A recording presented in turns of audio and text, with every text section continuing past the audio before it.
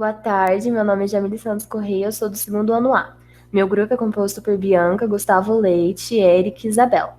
E hoje iremos apresentar o trabalho referente à obra Memórias de um Sargento de Milícias. Eu estou vestida de baiana da procissão do Espírito Santo. E agora eu vou contar para vocês um pequeno resuminho da história.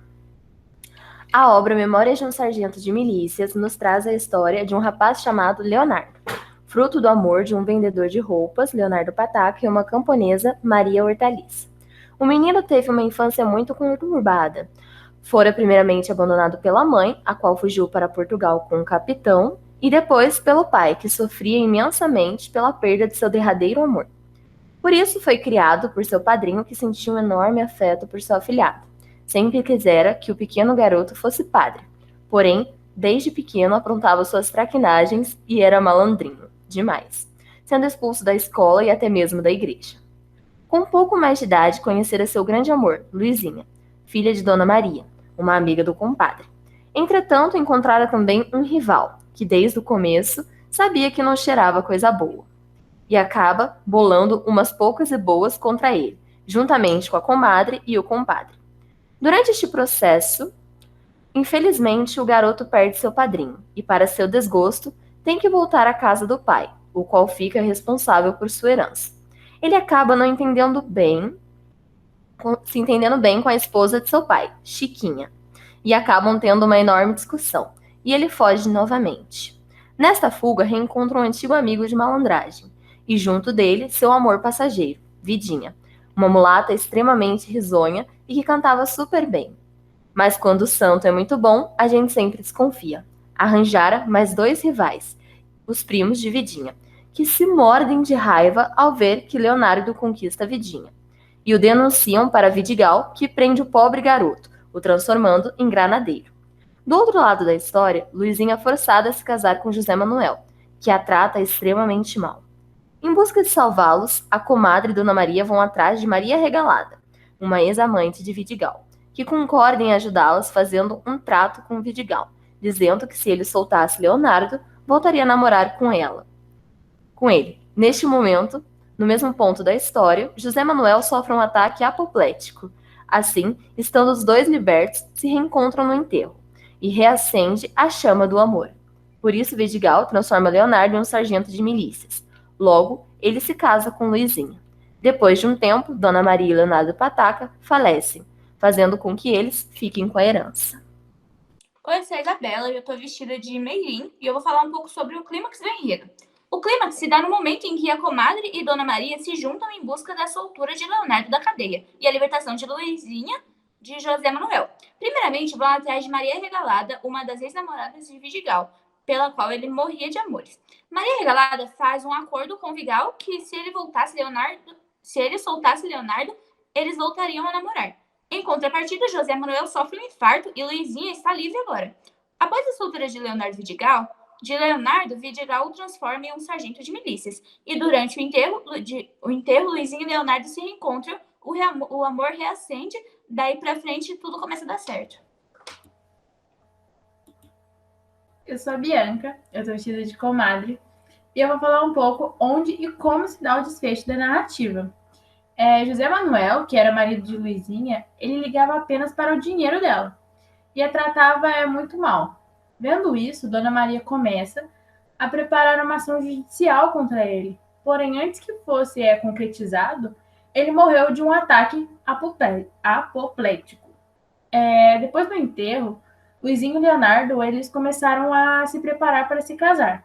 Sendo assim, o major conseguiu os papéis da baixa da tropa de linha e a nomeação do Leonardo a sargento de milícias. E após um tempo do luto, eles acabaram se casando. Depois de um tempo, Dona Maria e Leonardo Pataca também faleceram. Bom, boa tarde, eu me chamo Eric e eu vou falar o porquê essa obra é uma obra que pertence ao romantismo. Bom, As Memórias do Sargento de Milícia é uma obra romântica, por isso apresenta algumas características típicas do movimento. Esta obra é um romance urbano com o tema da vida social e, no entanto, essa história apresenta exagero emocional, que é comum nas obras de romance. Bom, por meio da sátira, o autor deixa claro que sua intenção era divertir o leitor com as questões sociais de sua época. Este livro descarta a linguagem metafórica e as mulheres e o amor não são idealistas, quanto em todas as outras obras românticas. Em alguns lugares do livro, o autor até satiriza o romantismo. Agora a gente vai falar um pouco da análise dos personagens principais. Primeiramente, a Vidinha. Vidinha era uma mulatinha de 18 a 20 anos, de altura regular, ombros largos, peito alteado, cintura fina e pés pequeninos. Tinha os olhos muito pretos e muito vivos, os lábios grossos e úmidos, os dentes alvíssimos. A fala era um pouco descansada, doce e afinada. Cada frase que proferira era interrompida com uma risada prolongada e sonora, e com um certo caído de cabeça para trás, talvez gracioso se não estivesse muito afetado. Ela aparentava ser animada, tinha uma vida livre, gostava de cantar, um pouco ciumenta e tipicamente carioca. Agora, o Leonardo Pataca. Chamavam assim uma rotunda e gordíssima personagem de cabelos brancos e carão avermelhado, que era o decano da corporação, o mais antigo dos meirinhos que viviam nesse tempo. A velhice tinha o tomado moleirão e pachorrento.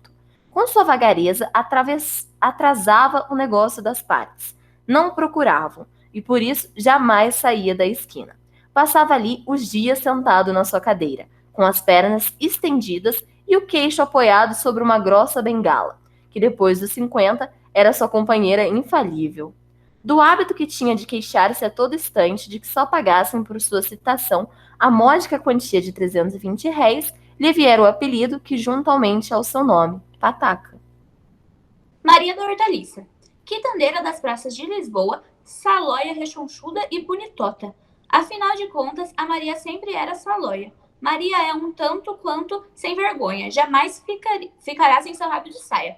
O que fazia seu marido, Leonardo Pataca, sempre que se exaltasse com ela, até o dia que fugiu dos braços de outro. O Major Vidigal. Era o rei absoluto, o árbitro supremo de tudo que dizia a respeito a esse ramo de administração. Era o juiz que julgava e distribuía a pena, e ao mesmo tempo o guarda que dava caça aos criminosos. Nas causas da sua imensa alçada não haviam testemunhas, nem provas, nem razões, nem processos. Ele remia tudo em si. Resumia tudo em si. A sua justiça era infalível. Não havia apelação das sentenças que dava, fazia o que queria e ninguém lhe tomava contas. Em verdade, não abusava ele muito de seu poder, e o empregava em certos casos muito bem empregado. Era o Vidigal, um homem alto, não muito gordo, com ares de moleirão, tinha o olhar sempre baixo, os movimentos lentos e a voz descansada e adocicada. Apesar desses aspectos de mansidão, não se encontraria por certo homem mais apto para seu cargo, exercido pelo modo que acabamos de indicar. A sua sagacidade era proverbial, e por isso só o seu nome incutia grande terror em todos os que não tinham a consciência muito para respeito de falcatruas. Dona Maria. Era uma mulher velha, muito gorda, devia ter sido muito formosa no seu tempo. Porém, dessa formosura só lhe restava o rosado das faces e a alvura dos dentes. Sempre estava acompanhada de seu laço branco e muito engomado ao pescoço.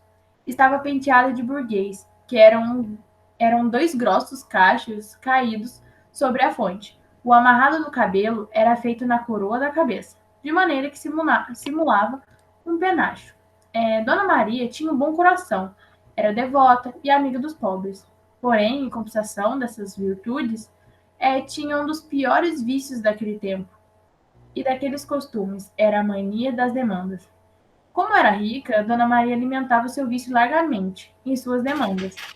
Era alimento de sua vida, acordava, pensava nele, dormia e sonhava com ele. Raras vezes conversavam em outras coisas, e apenas achava uma tangente, caía logo no assunto predileto. Senhor José Manuel. Era um conhecido de Dona Maria que havia pouco chegando de uma viagem à Bahia. Figure o leitor, um homenzinho nascido em dias de maio, de pouco mais ou menos 35 anos de idade, magro, narigudo, de olhar vivo e penetrante, vestido de calção e meias pretas, sapatos de fivela, capote e chapéu. E ter a ideia do físico do senhor José Manuel, o recém-chegado. Quanto à moral, se os sinais físicos não falham, quem olhasse para a cara do senhor José Manuel assinalava que um lugar distinto na família dos velhacos de quilate. E que tal fizesse, não se enganava de modo algum. O homem era o que parecia ser. Se tinha alguma virtude, era a de não enganar pela cara. Entre todas as suas qualidades, possuía uma que infelizmente caracterizava naquele tempo, e talvez que ainda hoje, positiva e claramente fluminense. Era a maledicência. José Manuel era crônica viva, porém crônica escandalosa, não só de todos os seus conhecidos e amigos e das famílias, destes mais ainda, dos conhecidos e amigos, dos seus amigos e conhecidos e de suas famílias. Oi, eu sou o Gustavo Leite e eu vou falar um pouco sobre a comadre. A comadre é uma mulher de espessura baixa, ela é excessivamente gorda, bonachona, ingênua ou tola até um certo ponto e finória até outro. Ela vivia do ofício de parteira e a adotou por curiosidade e todos conheciam ela por lá. Ela sabia de cor os dias de missa em tal e tal igreja, em tal e tal hora, como era o nome do padre, e ela era pontual à ladainha, ao terço, à novena, ao centenário, e não lhe escapava nenhuma via sacra, procissão nem sermão, e trazia o tempo habitualmente distribuído e as horas combinadas, de maneira que nunca lhe aconteceu de chegar atrasada à igreja. O seu traje habitual era como o de todas as mulheres da sua condição e esfera, uma saia de lila preta, que se vestia sobre um vestido qualquer, um lenço branco muito teso engomado ao pescoço, outro na cabeça, um rosário pendurado nos cós da saia, um raminho de arruda atrás da orelha, e tudo isso coberto por uma clássica mantilha, junto à renda de qual se pregava uma pequena figa de ouro ou de ossos. No dia dúplice, em vez de lenço à cabeça, o cabelo era penteado e seguro por um enorme pente cravejado de crisólitas. Luizinha era sobrinha de Dona Maria e já muito desenvolvida, porém que, tendo perdido as graças da menina, ainda não tinha adquirido a beleza de moça. Era alta, magra, pálida, andava com o queixo enterrado no peito, trazia as pálpebras sempre baixas e olhava a furto, tinha braços finos e compridos, o cabelo cortado dava-lhe apenas até o pescoço, e como andava mal penteada e trazia a cabeça sempre abaixo, uma grande porção lhe caía sobre a testa, e olhos como a viseira. Trajava, nesse dia, um vestido de chita roxa, muito comprido, quase sem roda, e de cintura muito curta. Tinha ao pescoço um lenço encarnado de alçobas. Agora eu vou falar sobre o compadre, que ele era um homem muito bom e ele seguiu o ofício de barbeiro e sangrador. Ele sem pais, foi criado por um barbeiro que lhe ensinou o ofício, porém ele não sabia se era parente ou apenas um conhecido. O compadre sempre se mostrou extremamente afetivo e esperançoso com Leonardo, principalmente. Ele já tinha 50 anos e nunca tinha afeições. Passou sempre só isolado e tinha um lado extremamente paterno com Leonardo. Chiquinha. A Chiquinha ela era filha da comadre. Era uma mulher bem vingativa. Tinha um certo desafeto por Leonardo, que era o filho do Leonardo Pataca, e aparentava ser extremamente ciumento por sua família. Agora sobre a análise do ambiente, a obra se passa no século XIX, no Rio de Janeiro, época de Dom João VI. E na história podemos ver alguns locais, como os que vamos apresentar agora. Eu sou a Bianca e eu estou no Bom Jesus. Eu sou o Eric e estou no Pátio dos Bichos. Eu sou o Gustavo e estou no Largo da Sé. Eu sou a Isabela e tô na Rua do Ouvidor. Eu sou a Jamile, tô no bairro dos Cajueiros.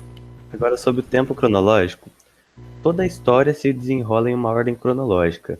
O narrador apenas pausa a sequência em algumas partes, alguns lugares, para mencionar brevemente o pretérito, para explicar algumas partes que são meio difíceis de compreender na narrativa. Por exemplo, uma vez que ele revelou o passado do barbeiro de navio negreiro. E toda essa história aconteceu quando a família real desembarcou no Rio de Janeiro, quando Dom João VI era rei de Portugal. Agora sobre o foco narrativo, a trama aqui é conduzida na terceira pessoa pelo narrador de testemunha ocular. Ele observa o incidente, mas não participa dele. A narrativa é de forma fluida e dinâmica. Gente, este foi o nosso trabalho. Muito obrigada. Tchau, tchau. Até a próxima. E hoje iremos apresentar o trabalho referente à obra Memórias de um Sargento de Milícias, de José Manuel Antônio de Almeida. A gente já acabou. Caraca, Ai, meu Deus. Gente, que bosta. eu sou a Isabela e eu tô vestida de mineirinho. Calma. Desculpa, gente. Eu sou a Isabela e eu tô novamente para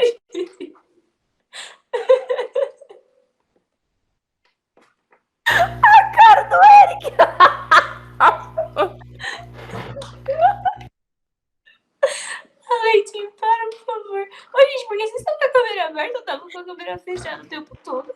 Gente, tá muito ruim.